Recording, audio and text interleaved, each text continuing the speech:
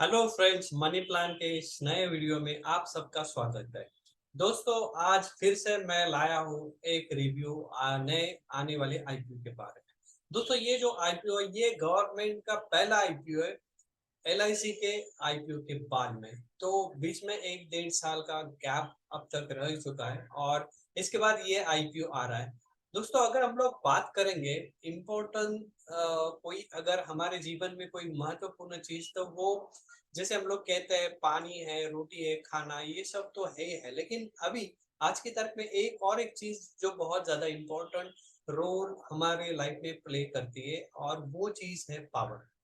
दोस्तों, आप इमेजिन कीजिए और आपने एक्सपीरियंस भी किया रहेगा, अगर कभी हमारे घर में या ऑफिस में लाइट चली जाती है तो ओवरऑल हमारा पूरा काम पूरा बंद हो जाता है। अगर हमारी कोई फैक्ट्री है तो अगर पावर खत्म हो जाती है या बंद हो जाती है या कोई डिफॉल्ट उसमें फॉल्ट हो जाता है, तो अगर पावर डिस्कनेक्ट हो जाती है तो हमारा पूरा रूटीन डिस्टर्ब हो जाता है। तो पावर का आज की तारीख में बहुत ज्यादा इम्पोर्टेंस है और इसको हम इतना क्लोजली महसूस करते हैं कि बिना अगर पावर अगर चली जाए तो हम बेचैन हो जाते हैं। हमें समझ में नहीं आता हम एग्जैक्टली क्या करें क्या नहीं करें, क्योंकि हमें पावर की इतनी आदत हो गई है। पुराना जमाना था जब लोग दिए जलाते थे और कम रोशनी में काम करते थे, लेकिन आज का जमाना वैसा नहीं है। अब पावर ये एक हमारे जीवन का महत्वपूर्ण हिस्सा बन चुका है। तो ये जो मैं बात कर रहा हूँ ये इसके लिए कर रहा हूँ क्योंकि मैं जिस आईपीओ के बारे में आपके साथ में डिस्कशन करने वाला हूँ ये बेसिकली इसी सेक्टर को बिलोंग करता है। तो चलिए शुरुआत करते हैं आज का ये वीडियो। दोस्तों, इस कंपनी का नाम है आई रेडा या ई रेडा भी हम लोग इसे कह सकते हैं। ये बेसिकली गवर्नमेंट कंपनी है और इसके आईपीओ के बारे में हम लोग आज इस वीडियो में बात करने वाले हैं। दोस्तों, इस कंपनी के जो वेबसाइट हमने देखा है तो उस पे जो दिखा रहा है उसके हिसाब से इस कंपनी को एक बहुत ज्यादा लंबा एक्सपीरियंस है ओवरऑल रिन्यूएबल एनर्जी प्रोजेक्ट्स को फंड करने में।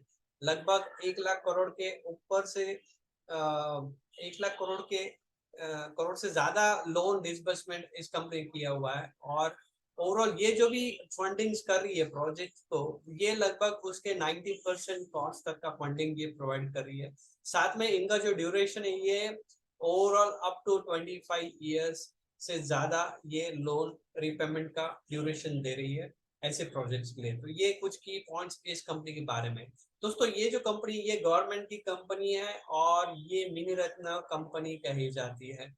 ये बेसिकली आरबीआई के साथ एक रजिस्टर्ड एनबीएफसी है और ये 1987 से काम कर रही है एज ए एनबीएफसी। साथ में ये बेसिकली गवर्नमेंट एंटरप्राइजेस के साथ साथ आईएसओ सर्टिफाइड कंपनी है और बेसिकली ये क्लीन एनर्जी कैटेगरी में काम कर रही है।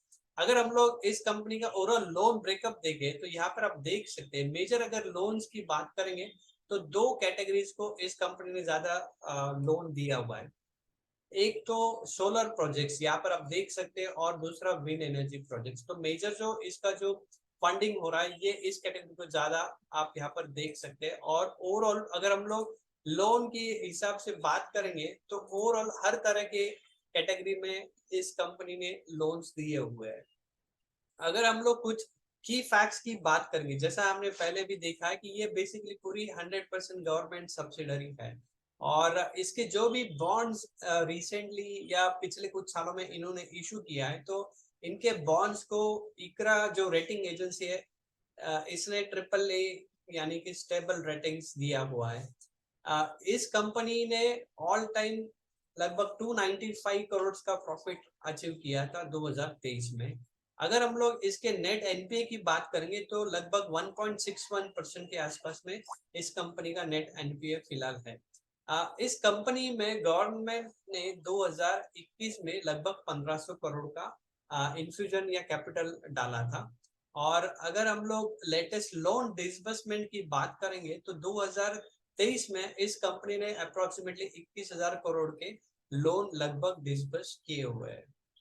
अगर हम लोग एक बात करते हैं तो रिन्यूएबल एनर्जी की जरूरत क्या है इंडिया में, या अगर रिन्यूएबल एनर्जी का जो ओवरऑल ट्रेंड अगर हम लोग देखेंगे तो इस चार्ट में आपको क्लियरली दिखाई दे सकता है 2010 से लेके 2022 तक का ये पूरा रिन्यूएबल एनर्जी का ओवरऑल चार्ट दिख रहा है। मतलब क्या है कि रिन्यूएबल एनर्जी सोर्सेस से जो इलेक्ट्रिसिटी प्रोडक्शन हुआ है वो आप यहाँ पर देख सकते हैं, और ये चार्ट सीधे सीधे आपको ऊपर की ओर जाता हुआ दिखता है। इसका मतलब क्या है कि रिन्यूएबल एनर्जी का डिमांड इंडिया में काफी ज्यादा बढ़ रहा है, और इस चार्ट से आपको ये क्लियरली पता चलता है।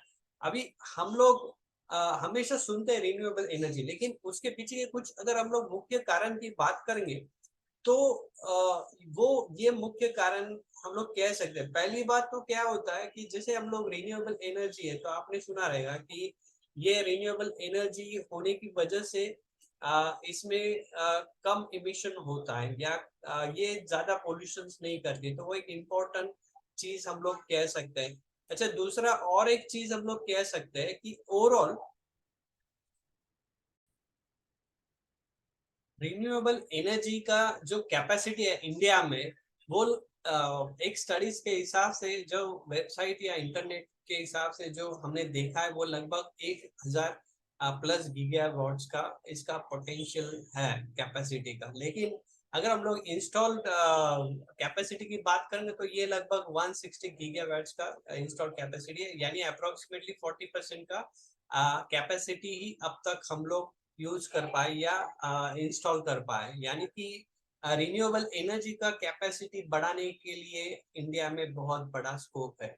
अच्छा, दूसरा और एक चीज जो गवर्नमेंट की ओर से अगर हम लोग देखेंगे तो गवर्नमेंट ने इस सेक्टर को या इस पर्टिकुलर कैटेगरी को रिन्यूएबल एनर्जी को बढ़ावा देने के लिए इसको पीएलआई स्कीम के अंडर में solar PV manufacturing with financial outlet of 24,000 crore. मतलब कि पीएलआई स्कीम के लिए पीएलआई स्कीम के अंडर में सोलर PV मैन्युफैक्चरिंग को लगभग 24,000 करोड़ का फंडिंग इन्होंने रखा है। गवर्नमेंट कमिट करती है कि ये जो कार्बन एमिशन है ये 2030 तक लगभग 1 बिलियन टन के आसपास में उन्होंने टारगेट सेट किया कि उसको अचीव करना है। साथ में गवर्नमेंट ने लगभग 59 सोलर पार्क्स जो कि 40 गीगावाट्स के होंगे और सोलर सिटी के सेटअप के लिए भी अप्रूवल ऑलरेडी दे दिया है। तो ये गवर्नमेंट की ओर से गवर्नमेंट काफी ज्यादा इस कैटेगरी को या इस पर्टिकुलर क्या कहते हैं हम लोग इनिशिएटिव को बूस्ट दे रही है। और साथ में ही 2018 की नेशनल पॉलिसीज में गवर्नमेंट ने एक grid connected PV hybrid system के लिए स्पेशल पॉलिसी बनाया है। तो ये जो भी गवर्नमेंट करे ये बेसिकली क्यों करे, क्योंकि गवर्नमेंट चाहती है कि रिन्यूएबल एनर्जी से ज्यादा इलेक्ट्रिसिटी बने। अभी इसका मेन एडवांटेज जैसा हमने बात किया है कि ये क्लीन एनर्जी है, तो जो भी रिन्यूएबल एनर्जी से हमको एनर्जी मिल रहा है ये पूरा क्लीन मिल रहा है। अगर हम लोग ट्रेडिशनल मेथड्स के हिसाब से एनर्जी प्रोडक्शन की बात करेंगे तो उसमें कॉस्टिंग बहुत ज्यादा होती है, इंफ्रास्ट्रक्चर बहुत हेवी होता है, एंड मोस्ट इम्पोर्टेंट कि उससे एक्चुअली कार्बन इमिशंस और बढ़ता है, जो कि हमारे हिसाब से वो निगेटिव है, क्योंकि पूरी वर्ल्ड की कंट्रीज अब धीरे धीरे कार्बन एमिशंस को कम करने का कोशिश कर रही है। तो उस केस में क्लीन एनर्जी या क्लीन एनर्जी सोर्सेस हमारे पास ऐसे हो जो कि हमें इलेक्ट्रिसिटी प्रोड्यूस करा के दे, ये हमारे लिए बहुत ज्यादा जरूरी चीज हो जाती है। दोस्तों, अगर हम लोग बात करेंगे अभी एनर्जी की, तो एनर्जी जैसे मैंने पहले शुरुआत में कहा था कि एनर्जी का डिमांड कंटिन्यू बढ़ रहा है। आजकल हम लोग देखते हैं इलेक्ट्रिक व्हीकल्स जैसे कार हो गया या टू व्हीलर हो गया, इनका काफी ज्यादा पॉपुलरिटी बढ़ रहा है। इलेक्ट्रिसिटी हमें बहुत इम्पोर्टेंट है। अगर हमें फैक्ट्रीज चलानी है, किसी भी तरह का प्रोडक्शन करना है, घर ऑफिस के लिए लाइटिंग्स के लिए इलेक्ट्रिसिटी हमें लगेगी, ट्रांसपोर्टेशन के लिए हमें इलेक्ट्रिसिटी चाहिए, रोड्स लाइट्स हो, हॉस्पिटल्स हो, तो हर किसी के लिए हर किसी जगह पर इलेक्ट्रिसिटी की इम्पोर्टेंट जरूरत है। और ये ना होगी तो हमारा पूरा ओवरऑल इंफ्रास्ट्रक्चर को इम्पैक्ट हो सकता है, हमारा पूरा मोबिलिटी को इम्पैक्ट इससे आ सकता है। तो ये बहुत ज्यादा इम्पोर्टेंट सेक्टर है इलेक्ट्रिसिटी, और ये एक क्रूशियल इंफ्रास्ट्रक्चर भी हम लोग इसको कह सकते हैं, जो कि इंडिया जैसे डेवलप कंट्रीज के लिए बहुत मायने रखता है और इसके काफी ज्यादा इम्पोर्टेंस है। क्योंकि जब इलेक्ट्रिसिटी सही तरह से होगा, सही क्वांटिटी में होगा, सही रिक्वायरमेंट्स के हिसाब से सही अमाउंट का एनर्जी सप्लाई अगर रहेगा तो ही हम लोग इंफ्रास्ट्रक्चर डेवलप कर पाएंगे, हम लोग आगे इकोनॉमिकली ग्रो कर पाएंगे।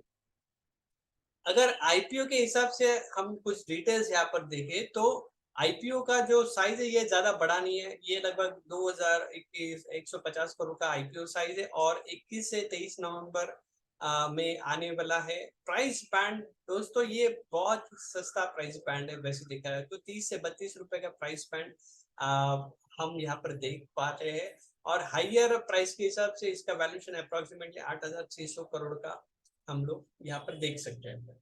लॉट साइज इसका लगभग 460 शेयर्स का इसका आईपीओ साइज का आईपीओ का लॉट साइज है।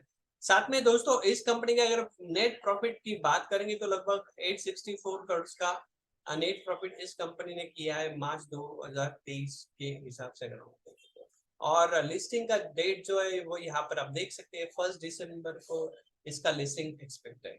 अभी ये जो आईपीओ आ रहा है इसमें एक्चुअली जो एग्जिस्टिंग इन्वेस्टर है उनका ऑफर फॉर सेल के साथ में एडिशनल लगभग 40 करोड़ के शेयर्स एक्स्ट्रा इशू होने वाले हैं और जो कि अप्रोक्सीमेटली 1200 करोड़ के वैल्यू के होंगे।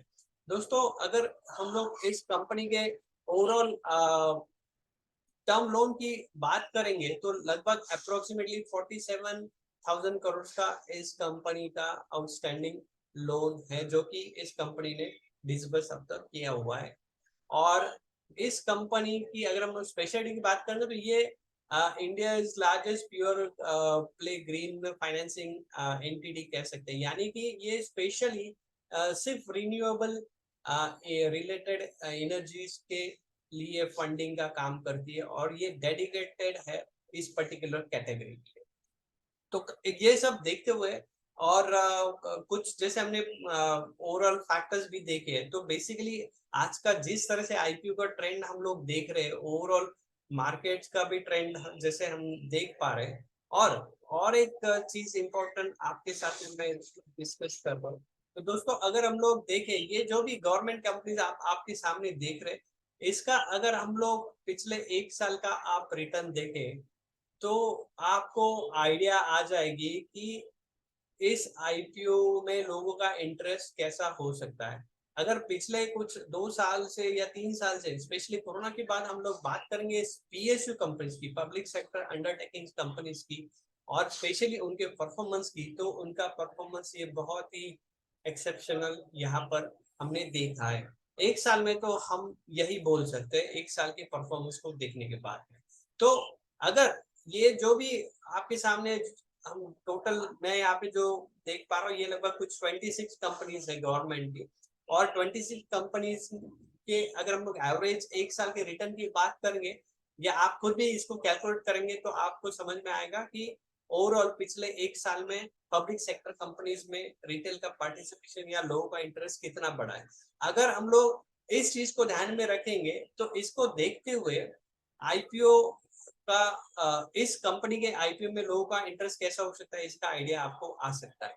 और इसी बात को जनरली काफी सारे एनालिस्ट मानते हैं कि इसी पॉइंट्स की वजह से या जो हमने पहले पॉइंट्स कुछ डिस्कस किए उसकी वजह से शायद ये आईपीओ इन्वेस्टमेंट्स के लिए ये अच्छा हो सकता है और इसको अप्लाई करने की सलाह काफी सारे एनालिस्ट दे रहे हैं। तो दोस्तों आपको आईपीओ में अप्लाई करने के लिए आपके पास में डीमैट अकाउंट होना जरूरी है। अगर आपके पास में डीमैट अकाउंट है तो इस वीडियो के लिंक के डिस्क्रिप्शन में मैं आपको एक लिंक दे रहा हूँ जिस पे जाके आप आपके एग्जिस्टिंग डीमैट अकाउंट के डिटेल्स डाल के इस आईपीओ को अप्लाई डायरेक्टली कर सकते हैं।